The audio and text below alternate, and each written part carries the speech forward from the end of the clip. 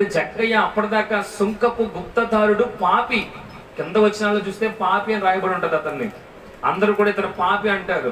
అటువంటి పాపి యేసయ్యని చూడటం కొరకు తనకున్న పలుకుబడిని, ధనాన్ని, హుందాతనాన్ని విడిచిపెట్టి తగ్గించుకొని చెట్టెక్కాడు. అది ఎవరు చూశారు? యేసయ్య చూశాడు. హల్లెలూయా. చూసి, జక్కయ్య త్వరగా దిగు, నేడు నీ ఇంటికి రాబోతున్నాను. ఎందుకో తెలుసా? నాకు ఇష్టం లేదు, నువ్వు ఆల్రెడీ నేను రాకముందే విడిచిపెట్టేశావు. Praise the Lord. హల్లెలూయా. ఆయన కూడా ఒక్క మాట మాట్లాడలేదండి. జక్కయ్య చక్కగా దిగి రెండు ప్రభువా అని తీసుకెళ్ళాడు. తీసుకెళ్తుంటే పక్కన వాళ్ళు ఏమన్నారు తెలుసా? చదువుతాం 7వ వచనం.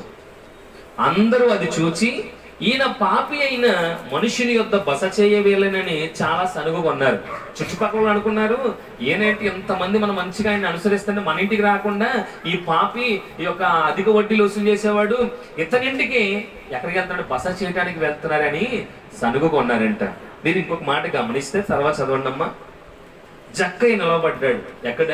తన ఇంట్లో నిలువబడి, ఇదిగో ప్రభువా, నా ఆస్తిలో సగము బీదలకు ఇచ్చుచున్నాను. దేవునికి స్తోత్రం కలుగును గాక. యేసయ్య చెప్పాడు, నేను ఇంటికి వచ్చాను, నేను ఇంటికి రావాలంటే నీ ఆస్తి సగం పంచమని చెప్పాడా? మనకు రాయబడి ఉందా? లేదు.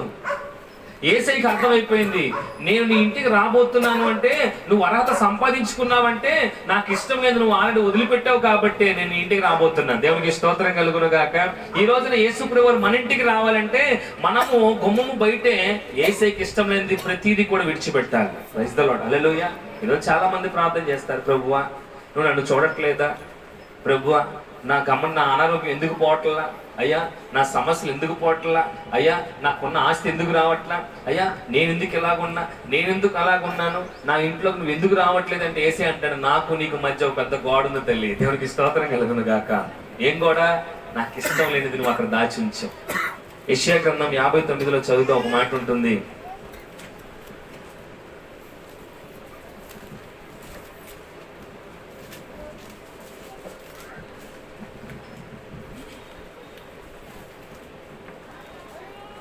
యాభై 59 వచనంలో, మీ పాపములు ఆయన ముఖమును మీకు మరుగుపరిచెను గనుక ఆయన ఆలకింపకున్నాడు. దేవునికి స్తోత్రం కలుగును గాక. మీ చేతులు రక్తము చేతను, మీ వ్రేళ్లు దోషము చేతను అపవిత్రపరచబడి ఉన్నవి. దేవుడు అంట ఈ రోజున ఆయన ముఖం మనకు కనపడకుండా చేయడానికి కారణం ఏంటో తెలుసా? మన పాపములనే ఆయనకి ఇష్టం లేని ఉన్నాయి. అందుకే ఆయన మన ఇంటికి రాలేకపోతున్నాడు, అందుకే ఆయన మనం దర్శించలేకపోతున్నాడు, అందుకే మనశ్శాంతి లేదు, అందుకే అనేకమైనటువంటి శ్రమ చేత కొట్టబడుతున్నాం. ఈ రోజున కనుక దేవుడు మన హృదయంలోనికి కనుక వస్తే ఆయన కూడా కొన్నింటికి అంగీకరిస్తాడు. ఎందుకని? ఓపిక కలిగి ఉండటం కొరకు. చక్కయ్యని అంగీకరించాడు. ఎందుకని?